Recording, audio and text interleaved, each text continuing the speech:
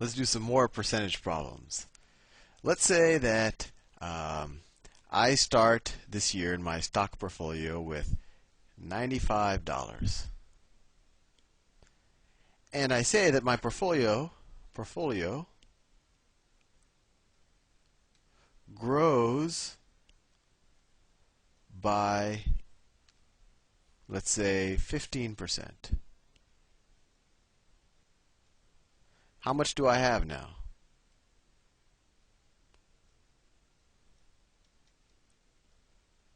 Have now. Okay, I think you might be able to figure this out on your own, but of course we'll do some example problems just in case it's a little confusing. So I'm starting with $95, and I'll get rid of the dollar sign. We know we're working with dollars. $95, right? And I'm going to earn, or I'm going to grow, just because I was an excellent stock investor. That $95 is going to grow by 15%. So to that $95, I'm going to add another 15% of 95.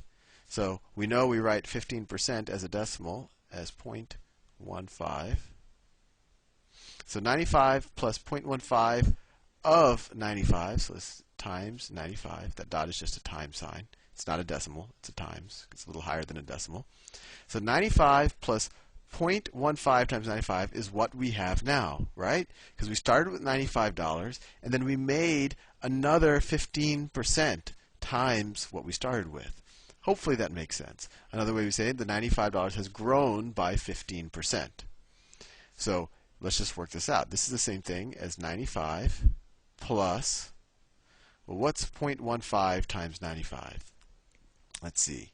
So let me do, hopefully I have enough space here. 95 times 0.15.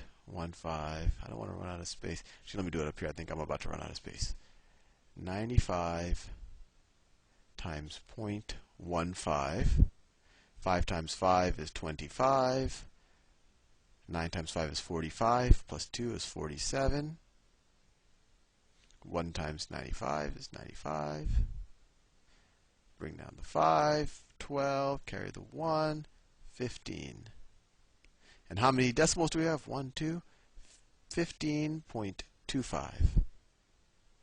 Gee, is that right? I think I made a mistake here. See, 5 times 5 is 25. 5 times 9 is 45. Plus 2 is 47. And we're putting a 0 here. That's 95, right? 1 times 5, 1 times 9. And then we add 5 plus 0 is 5. 7 plus 5 is 12. Oh, see, I made a mistake. It's 14.25, not 15.25. So I'll ask you an interesting question. How did I know that 15.25 was a mistake? Well, I did a reality check. I said, well, I know in my head that 15% of 100 is 15. So if 15% of 100 is 15, how can 15% of 95 be more than 15? I think that might have made sense. The bottom line is 95 is less than 100. So 15% of 95 had to be less than 15. So I knew my answer, 15.25, was wrong. And so it turns out that I actually made an addition error, and the answer is 14.25.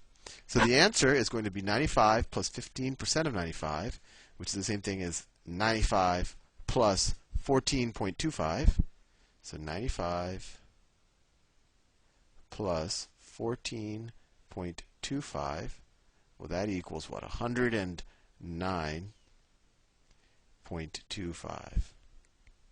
109.25. Notice how easy I made this for you to read, especially this 2 here. 109.25. So if I start off with $95 and my portfolio grows, or the amount of money I have grows by 15%, I'll end up with $109.25. Let's do another problem. Let's say I start off with some amount of money, and after a year, let's say my portfolio grows.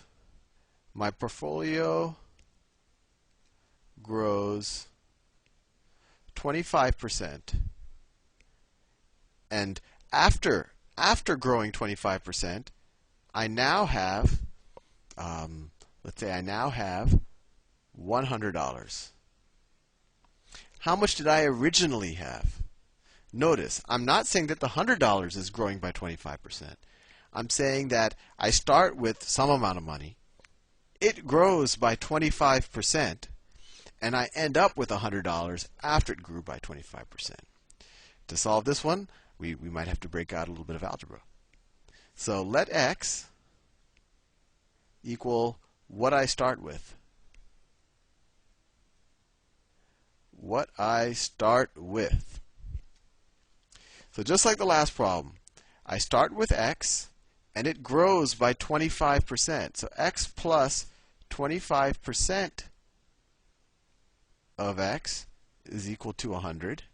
And we know this 25% of x we can just rewrite as x plus 0.25 of x is equal to 100.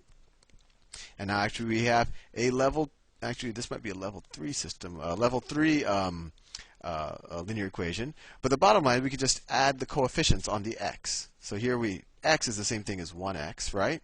So 1x plus 0.25x, well that's just the same thing as 1 plus 0.25x. We're just doing the distributive property in reverse.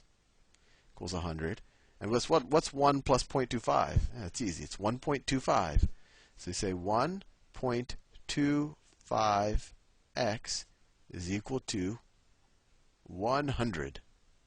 Not too hard. And after you do a lot of these problems, you're going to intuitively say, oh, if some number grows by 25% and it becomes 100, that means that 1.25 times that number is equal to 100. And if this doesn't make sense, sit and think about it a little bit. Maybe rewatch the video, and hopefully it'll, over time, start to make a lot of sense to you. And this type of math is very, very useful. I work at a hedge fund, and I'm doing this type of math in my head day and night. So 1.25 times x is equal to 100. So x would equal 100 divided by 1.25. I just realized you probably don't know what a hedge fund is. I invest in stocks for a living. Anyway, back to the math. So x is equal to 100 divided by 1.25. So let me make some space here, just because I used up too much space. Let me get rid of my little let x statement. Actually, I think we know what x is, and we know how we got to there. If you forgot how we got there, you can, I guess, rewatch the video. Let's see. Now let me make the pen thin again and go back to the orange color. Okay, x equals 100 divided by 1.25. So we say 1.25 goes into 100.00. I'm going to add a couple of zeros. I don't know how many I'm going to need. I probably added too many. If I move this decimal over 2 to the right, then I need to move this one over 2 to the right. Right? And I say, well, how many times is 100 going to 100? How many times does 125 go into 100? None. How many times does it go into 1,000? It goes into it 8 times. I happen to know that in my head, but you could do trial and error and think about it. 8 times, if you want to think about it, 8 times 100 is 800, and then 8 times 25 is 200, so it becomes 1,000. You could work it out if you like, but I think I'm running out of time, so I'm going to do this fast. 8 times 125 is 1,000. Remember, this thing isn't here. 1,000. So 1,000 minus 1,000 is 0. So you can bring down the 0. 125 goes into 0 0 times. And we just keep getting zeros. This is just a decimal division problem. So it turns out that if your portfolio grew by 25% and you ended up with $100, you started with $80. And that makes sense, because 25% is roughly 1/4, right? So if I start with $80 and I grow by 1/4, that means I grew by $20, because 25% of 80 is 20. So if I start with 80 and I grow by 20, that gets me to 100. Makes sense.